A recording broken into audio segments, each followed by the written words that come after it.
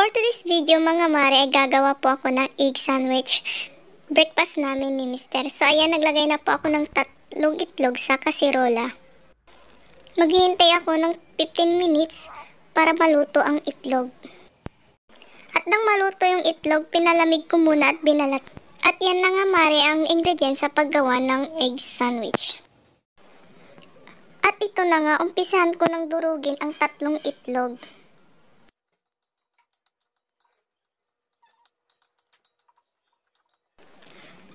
At yan na nga mga mare, natapos ko ng durugin yung 3 itlog. Naglagay naman ako dyan ng konting asin at paminta.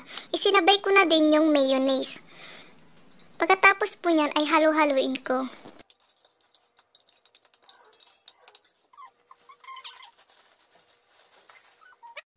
Nagpakulo na din po ako dyan ng tubig para sa kape at Milo namin. Ayan po, tinalo-halo ko at nagbibideo pa ako. Sus Mariusep.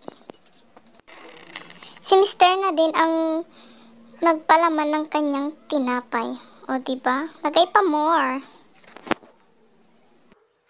So ayan na nga mare yung breakfast namin. Kain po tayo. Thank you for watching.